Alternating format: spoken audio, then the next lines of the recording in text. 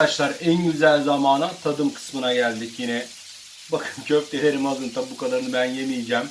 Ama müthiş oldu. Yapımı gerçekten basit, kolay ama vazgeçilmeyecek bir köfte tarifi. Bir tane de sizin için tadacağım. Şöyle Bismillahirrahmanirrahim.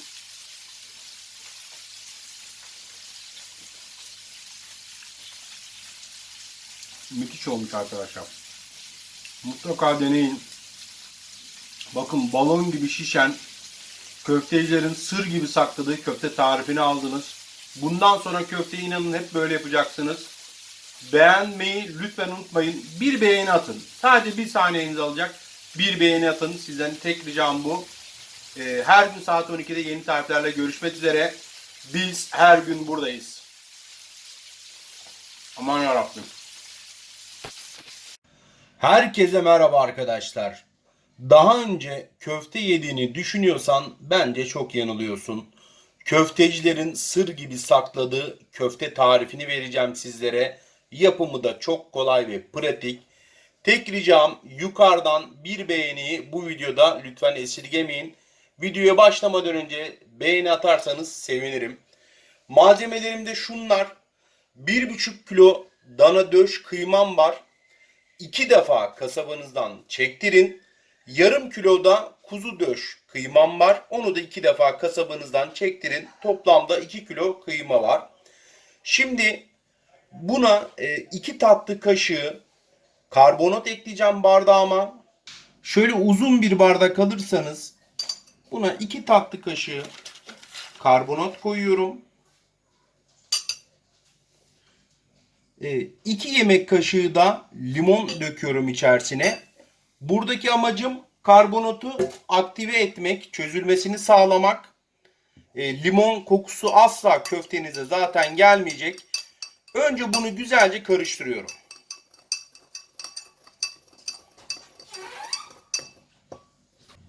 Bardağıma da bir miktar su ilave ettim ve iyice de karıştırıyorum arkadaşlar. Tamamıyla karbonatı çözeceğiz çünkü. Şimdi kıymamızı da iyice açıyoruz.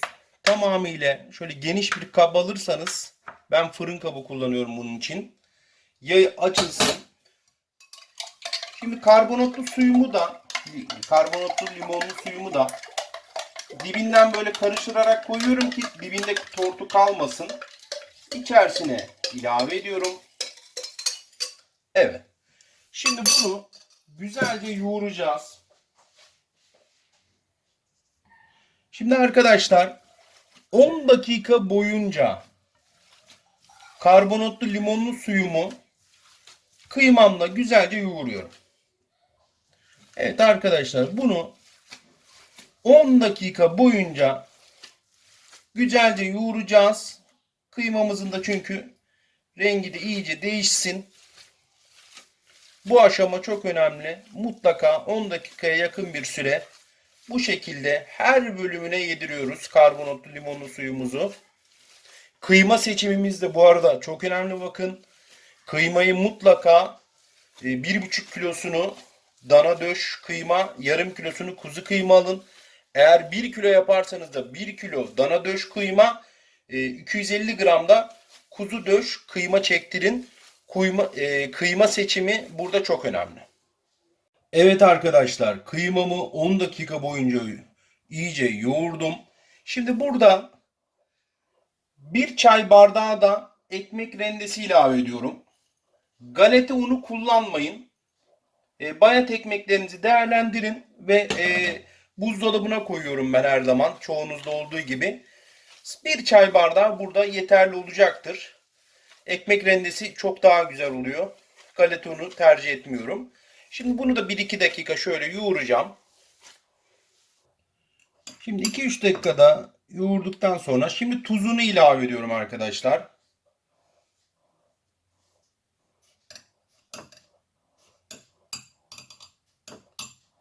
1,5 tatlı kaşığı kadar tuz ilave ettim. Eğer isterseniz, ben yakıştığını düşünüyorum ama koymaya da bilirsiniz. 1 çay kaşığı kadar da tatlı toz biber ilave ediyorum.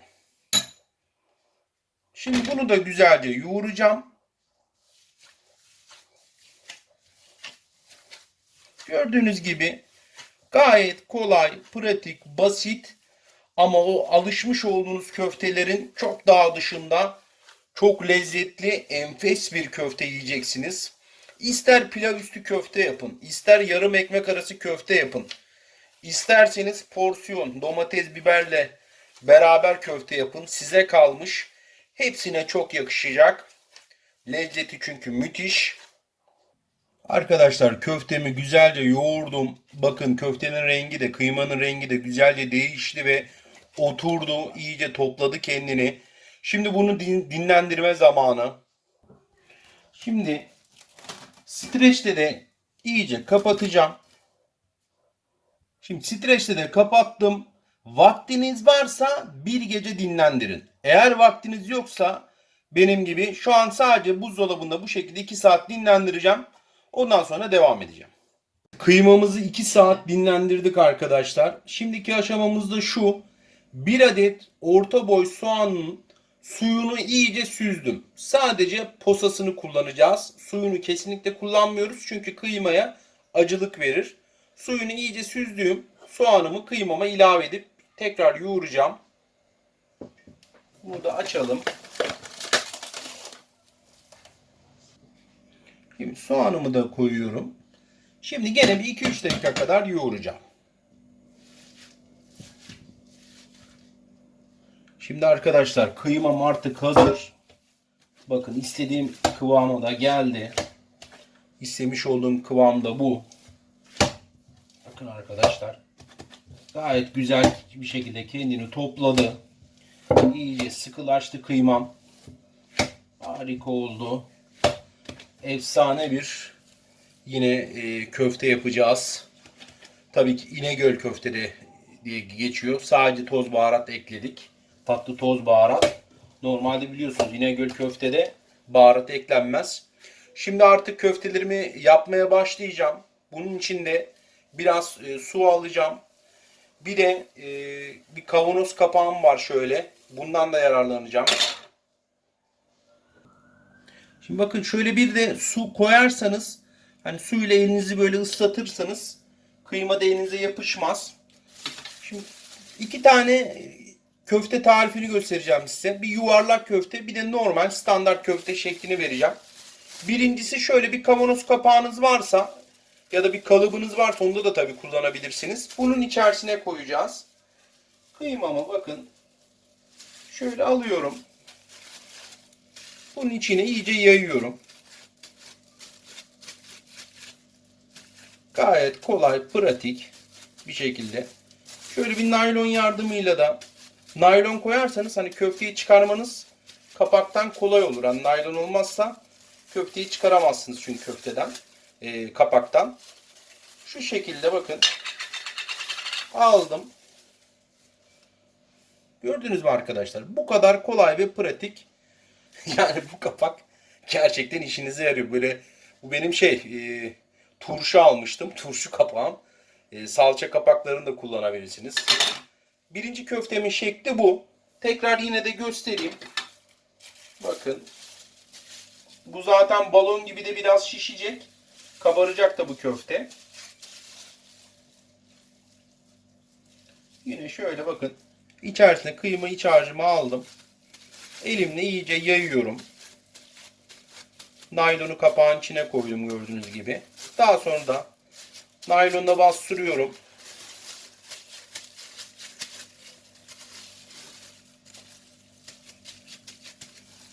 Şimdi de çıkartacağım. Hani ben şimdi video çektiğim için bu şekilde, normalde daha hızlı da yapabilirsiniz bunu. Bakın. Naylonu aldığım anda köfte de elime geldi. Gördüğünüz gibi tabağımda. Bir kısmını böyle yuvarlak yapacağım. Kalınlığı da bu şekilde. Çok kalın değil, çok ince de değil. Böyle videoda gözüktüğü gibi. Bir de normal standart köfte de yapacağım. Şöyle elimi yine ıslatıyorum. Bir parça köfte aldım. Yuvarlıyorum arkadaşlar. Bu da normal standart köftemiz olacak.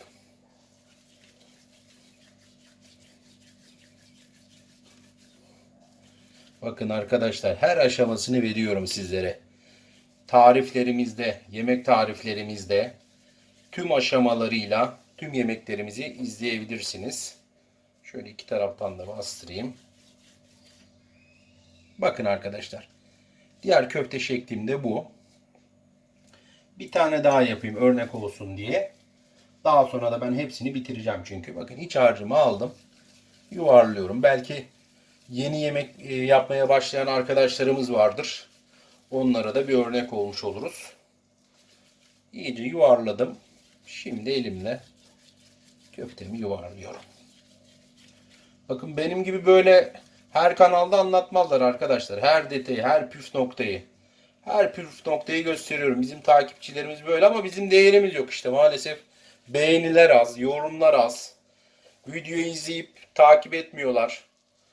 Yani emeğe saygı duyan yok. Ne diyeyim? En azından bu videoya çok güzel bir beğeni gelir diye ümit ediyorum. Bakın ikinci köftem de bu.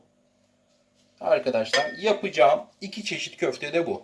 Yuvarlak bir de normal klasik İnegöl köfte tarzından. Şimdi ben hepsini bunların bitireceğim.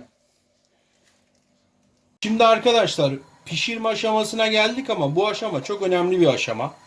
Döküm tava varsa onu kullanın. İyice ısıtın. Elinizi böyle tavaya koyduğunuz zaman sıcaklık elinize vursun ve kesinlikle yağlamayın. Kesinlikle yağ sürmeyin. Merak etmeyin yapışmayacak zaten. Şimdi bunu ocağımızda şöyle orta ateş seviyesine aldım. Şimdi köftelerimi dizmeye başlıyorum. Bakın hiç yağ sürmedim. Yağ sürmeden koyuyorum. Şöyle.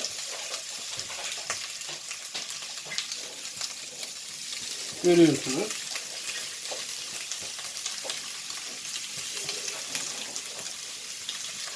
Bunlardan da koyayım.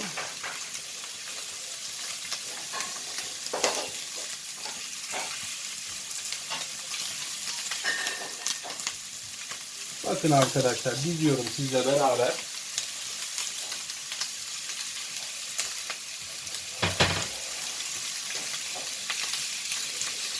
Evet.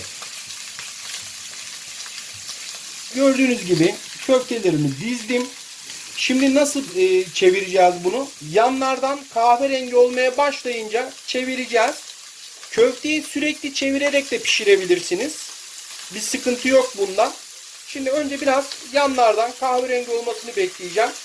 Kesinlikle yağ sürmedim. Yapışmayacak merak etmeyin. Zaten nasıl çevirdiğimi de birazdan göreceksiniz. Şimdi bakın arkadaşlar. Nasıl dönüyor görüyor musunuz? Yapışmadığını buradan görün. Bakın şöyle kamerayla da göstereyim. Şu açıdan. Bakın arkadaşlarım. Görüyorsunuz. Yanlardan kahverengi olanları bakın köftelerimi çeviriyorum gördüğünüz gibi. Bakın arkadaşlar. Köfteyi yani et gibi değil. Köfteyi sürekli çevirerek de böyle bizim gibi pişirebilirsiniz. İşte bu. Evet arkadaşlar köftelerimizi bakın çevire çevire kızartıyorum. Gerçekten muhteşem de kabardılar gördüğünüz gibi. Sunumunu da beraberce yapacağız birazdan.